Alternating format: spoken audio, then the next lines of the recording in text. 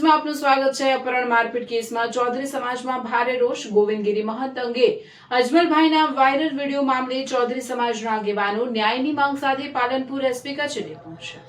ગોવિંદગીરી મહંત અંગે અજમલભાઈના viral video મામલે ચૌધરી સમાજના આગેવાનો ન્યાયની માંગ સાથે પાલનપુર એસપી કચેરીએ પહોંચ્યા। સોશિયલ મીડિયા પર દેવગઢ દરબાર મઢના મહંત વિશે કરેલી ટિપ્પણીને પગલે ઘટના બની હતી। પાટણના દાદર ગામના ખેડૂત અજમલભાઈનું અસામાજિક તત્વો દ્વારા અપહરણ કરવામાં આવ્યું હતું। અસામાજિક તત્વોએ છરીની અણીએ પીડિતનું અપહરણ કરી તેમને ઢોર માર માર્યો હતો। થરા પોલીસે ત્વરિત કાર્યવાહી કરી 11 આરોપીઓની ધરપકડ કરી ઘટનાનું રિકન્સ્ટ્રક્શન કર્યું હતું। એસપી કચેરીએ માત્ર 5 વ્યક્તિઓને અંદર જવાની મંજૂરી આપતા સમાજના યુવાનોમાં રોષ ફેલાયો। અહેવાલ વિપુલભાઈ ચૌધરી, રાધનપુર।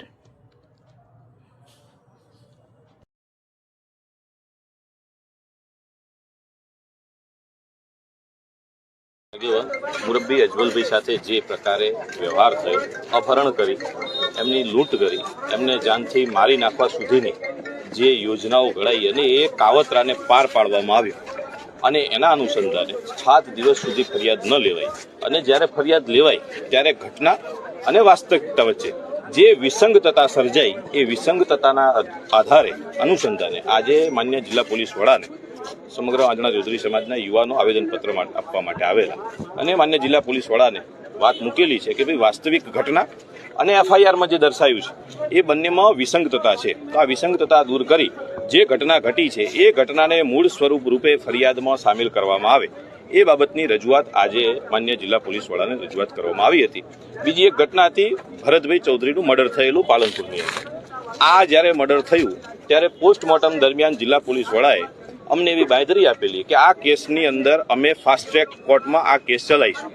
આજે એ વાતની પણ માન્ય જિલ્લા પોલીસ વડા સાથે ચર્ચા કરી છે અને જિલ્લા પોલીસ વડાએ કહ્યું છે કે એ કેસની અંદર ફાસ્ટ ટ્રેકમાં ચલાવવા માટે જિલ્લા પોલીસ વડાએ પણ ભલામણ કરી છે, એનો અમને સંતોષ છે। આ 2 બાબતો હતી। મુખ્ય બાબત અજમલભાઈની ઘટનાની હતી અને અજમલભાઈની બાબતે સમાજ ઈચ્છે છે કે જે ઘટના ઘટી છે એ પ્રમાણે ફરિયાદ દાખલ થાય, બસ આ વાત છે। 7 દિવસ સુધી ચૌધરી સમાજ સંયમ રાખ્યો છે, છતાં પણ જ્યારે એફઆઈઆર દાખલ થઈ ત્યારે ખબર પડી કે એ એફઆઈઆરમાં વિસંગતતા છે। જે મેઇન આરોપી છે એમનું નામ તો એમાં લખવામાં નથી આવ્યું, તો અમારા સમાજમાં અને અન્ય સમાજમાં 18 આલમ એક રોષ હતો કે આ જે પણ ગુંડા તત્વો છે, જે કોઈ પણ હુમલાખોરો છે એને કડકમાં કડક સજા થાય એના માટે આજે 18 આલમ અહીંયા આવેદનપત્ર આપવા માટે આવ્યા છીએ। એસપી સાહેબે અમારું આવેદનપત્ર સ્વીકાર્યું છે અને ખાતરી આપી છે કે જે ફરિયાદીની જે મૂળ અરજી છે એ પ્રમાણેની તાત્કાલિક કાર્યવાહી કરવામાં આવશે। અમે વિશ્વાસ રાખીએ છીએ કે જે એસપી સાહેબે કહ્યું છે એ પ્રમાણેની કાર્યવાહી થાય। જો કાર્યવાહી પ્રમાણેની નહીં થાય તો આગામી સમયમાં ઉગ્ર આંદોલન થશે અને તમામ જવાબદારી સરકારશ્રી અને પોલીસ તંત્રની રહેશે। ફરિયાદની અંદર જે મુખ્ય આરોપી છે એનું કંઈ ઉજાગર ના થતા આજે એસપી સાહેબની કચેરી આવતા એસપી સાહેબે ખૂબ આપણને દિલથી સાંભળ્યા છે અને આની અંદર જે કંઈ ઘટતું છે એની તપાસ કરી અને પૂરેપૂરો આપણને ભરોસો આપ્યો છે કે જે ગુનેગારો છે એને કોઈને સાવરવામાં નહીં આવે અને સમયની અંદર એમની બધું જે તે કાયદેસર કાર્યવાહી થતી છે એમના પર એક્શન લેવામાં આવશે। તમે બીજું કંઈ વર્ગ વિગ્રહ ના થાય એને ધ્યાનમાં રાખી અને થોડો સંયમ રાખો અને કાયદાથી થોડું વિશ્વાસ રાખો, બધું સારું પરિણામ આવશે।